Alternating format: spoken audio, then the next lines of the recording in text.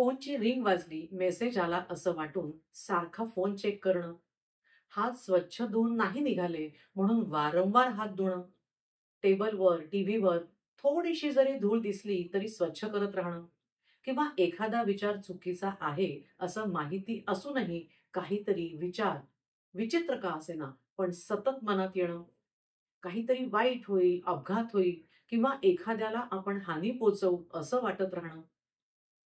खूप टाळण्याचा प्रयत्न करूनही विचारांना नियंत्रणात ठेवता येत नसेल, आपण जे करतोय ते बरोबर नाही हे जाणवत असूनही पुन्हा पुन्हा तेच केलं जात असेल, तर त्याच्याकडे दुर्लक्ष करू नका. कारण ती केवळ सवय नसू शकते.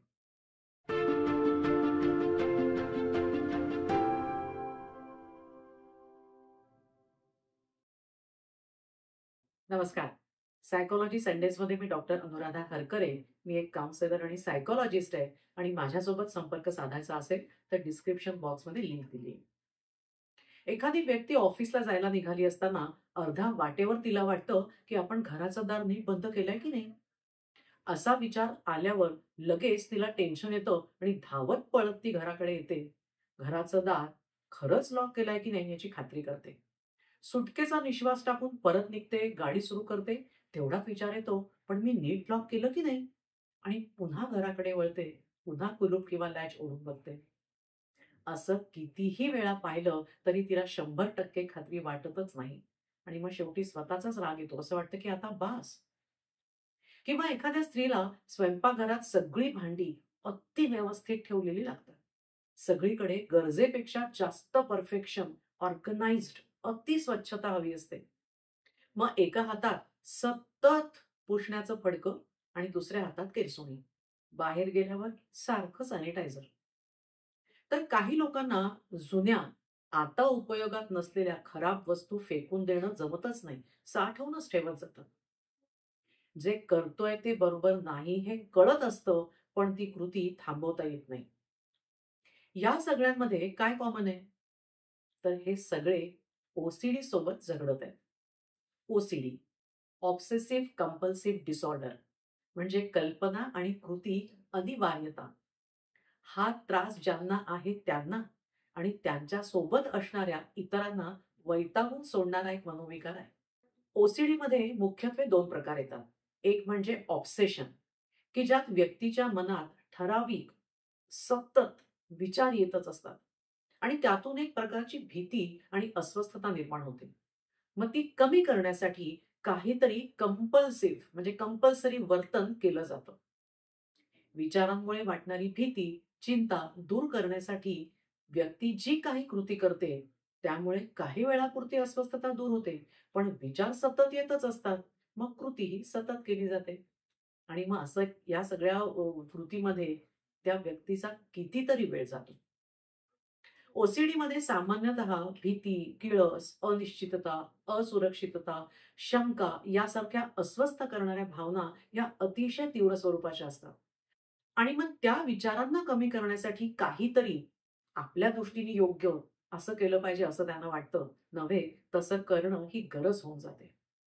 उदाहरणार्थ, दार व्यवस्थित बंद झालं आहे की नाही, गिझर बंद केलाय की नाही, गॅस बंद केलाय की नाही, इत्यादी विचार मनात येतात आणि मग पुन्हा पुन्हा त्या गोष्टी तपासल्या जातात. थोडक्यात OCD म्हणजे टाळण्याचा कितीही प्रयत्न केला तरी अस्वस्थ करणारे विचार मनात येत राहणं आणि त्यावर उपाय म्हणून काहीतरी कृती करत जाणं. येणारे विचार केवळ दार बंद केलंय का, कुलूप लावलंय का एवढेच नसतात, तर विचित्र, चुकीचे आणि अश्लील देखील असतात. जसं की आता आपले पालक वारले तर बरं होईल किंवा आपण आपल्या भावाला मारून टाकायचं का? साहजिकच असे विचार मनात आल्यावर त्या व्यक्तीला खूपच वाईट वाटतं, राग येतो स्वतःचा, लाज वाटते, अपराधी वाटतं, आपण गुन्हेगार आहोत असं देखील वाटतं.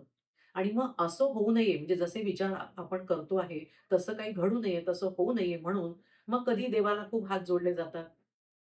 पण असे विचार सारखे येत जातात, मग त्यामुळे देवापुढे पण सारखेच हात जोडले जातात. म्हणजे पाहणाऱ्याला विचित्र वाटेल इतकं ते चक्र सुरू असतं. डायग्नोस्टिक आणि statistical manual of mental disorders म्हणजे DSM-5 याच्या अनुसार व्यक्तीमध्ये OCDची लक्षणं ही खूप विविध असतात. पण असे विचार किंवा कृती ज्यामुळे व्यक्तीला दैनंदिन जीवनामध्ये व्यत्यय येतो किंवा त्यात त्यांचा खूप वेळ जातो, अशी साधारण म्हणजे कॉमन लक्षणं आणि त्यांचे प्रकार हे मुख्यत्वे 5 आहेत. ज्याला आपण लक्षात ठेवण्यासाठी कोको असं म्हणू शकतो, म्हणजे COCOH.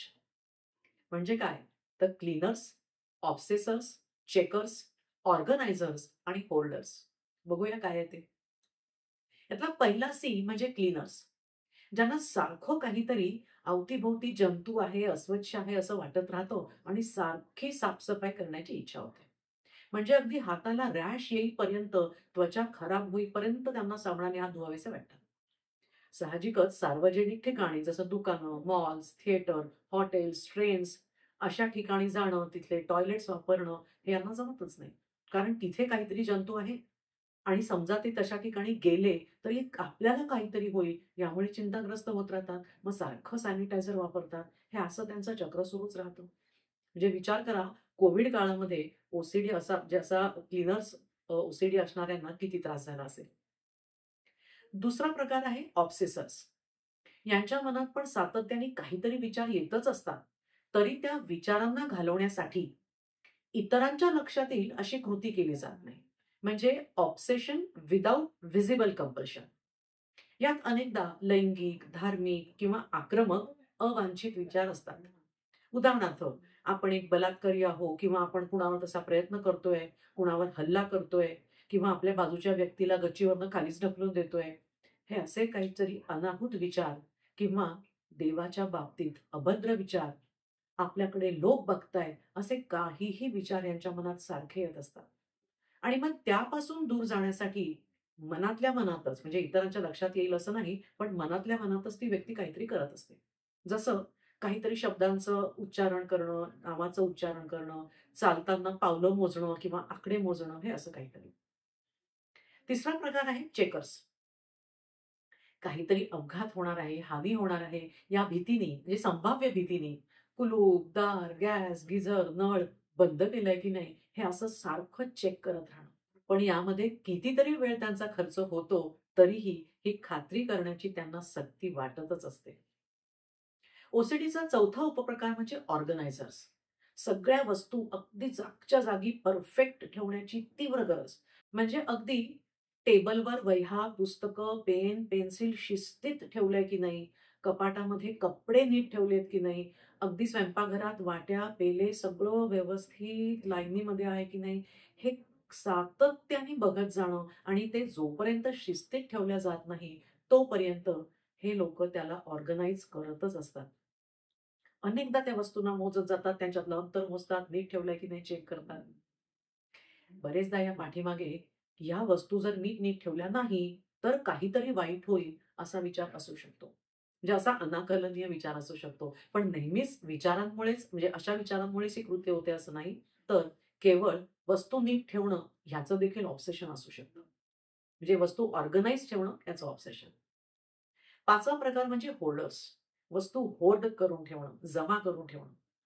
आणि जमा करण्याच्या त्या सवयीमुळे व्यक्तीच्या राहण्याच्या जागेमध्ये प्रचंड पसारा निर्माण होतो. रोजचं काम करणं कठीण होतं आणि अर्थातच क्वालिटी ऑफ लाईफ पण खालावतंच. कारण पसारा, जुना भंगारासारख्या वस्तू बाळगून ठेवल्याने इतरांना होणारा त्रास आणि त्याच्या अनुषंगाने येणारे इतर प्रश्न. होर्डिंग डिसऑर्डरमध्ये जमा केलेल्या वस्तू या मूल्यवान असतात. म्हणजे हा जो फरक आहे होर्डिंग डिसऑर्डर आणि ओसीडी मधला, की यामध्ये होर्डिंग डिसऑर्डरमध्ये ज्या जमा केलेल्या वस्तू असतात त्या मूल्यवान असतात, भावनिक आठवणी जोडलेल्या असतात आणि त्या सांभाळून ठेवल्याने त्या व्यक्तीला खूप छान वाटत असतं. म्हणजे अगदी आपल्या जवळच्या व्यक्तीच्या त्या वस्तू असू शकतात किंवा काही त्याच्यासोबत आठवणी असतात. पण होर्डिंग ओसीडीमध्ये जी काही म्हणजे होर्डिंग ओसीडीचा फरक काय आहे, तर यामध्ये उद्भवणारी चिंता कमी करण्यासाठी या वस्तू जमा केल्या असतात. म्हणजे बरेचदा त्या वस्तू महत्त्वाच्या नसतातही. मोस्टली तर त्या खराब आणि टाकण्यासारख्याच असतात. पण त्या वस्तू फेकल्याने काहीतरी वाईट होईल किंवा ती वस्तू ज्याने दिलेली आहे, त्या व्यक्तीला काहीतरी होईल जर आपण ती वस्तू फेकली तर. हे असे काहीतरी विचार त्यांच्या मनात असतात आणि मग त्या व्यक्ती अशा वस्तू जमा करत असतात. हा मनोविकार का होतो याचं कारण खरंच नक्की नाही. याच्यात आनुवंशिकता बऱ्यापैकी दिसून आलेली आहे रिसर्चमध्ये. पण बहुतांश केसेसमध्ये व्यक्तीला आलेला खूप आघातजन्य अनुभव किंवा बालपणी लैंगिक शोषण असल्याचं म्हणजे हे कारणीभूत असल्याचं पण आढळून आलंय. तसंच खूप तणावामुळे ओसीडी होत नाही. पण ऑलरेडी असलेला ओसीडी तणावामध्ये वाढतो. लहानपणी जो मुलं म्हणजे हा मोठ्यांना पण असतो आणि लहानांना पण असतो. लहानपणी मुलांना विचारांबाबत खूप समज नसल्याने आपले विचार जे येतात मनात ते नॉर्मल आहे की नाही हेही त्यांना कळत नसतं. पण त्यांच्या वागण्यात जर काही बदल दिसत असेल, तर मात्र मोठ्यांनीच लक्ष देणं आवश्यक आहे. कारण लहानांचा ओसीडी पटकन डायग्नोज होईलच असं नाही. तेव्हा मुलं किंवा विद्यार्थी म्हणजे शिक्षकांच्याही साठी मला महत्त्वाचं वाटतं हे सांगणं, की मुलं किंवा विद्यार्थी जर असे मनातले भलतेच विचार म्हणून काही सांगत असतील, तर त्याला काय कळतंय, कुठेतरी पाहिलं असेल सिनेमात, नाटकं करतो, अभ्यास नाही करायचा म्हणून मुद्दाम काहीतरी बोलतोय, असं धुडकवून लावू नका. त्याचं निरीक्षण करा आणि जर काही गंभीर वाटलं तर मानसोपचार तज्ञाकडे घेऊन जा. कारण त्यांना काही झालं नाही, हे डॉक्टरांना ठरवू देत ना, कारण ते त्या विषयाचे तज्ञ आहेत. लहान किंवा प्रौढ कुणामध्येही औषधं आणि समुपदेशन यांचा उपयोग करून मानसोपचाराच्या मदतीने ओसीडीच्या लक्षणांवर नियंत्रण मिळवता येतं. शक्य तितक्या टाळल्या जाईल म्हणजे हा प्रकार आणि तितक्या लवकर त्या व्यक्तीला आणि तिच्यासोबत जगणाऱ्या इतरांना जगणं सोपं होईल. कारण नाहीतर वादविवाद आणि अशांतता या 2 गोष्टी जोडीने राहतात.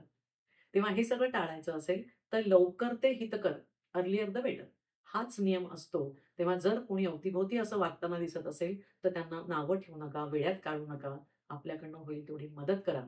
अर्थातच हा व्हिडिओ फक्त जाणीव निर्माण करण्यासाठी आहे, निदान करण्यासाठी नाही. पटतंय ना? तेव्हा भेटूया पुढच्या भागामध्ये. So stay tuned. Thanks for watching.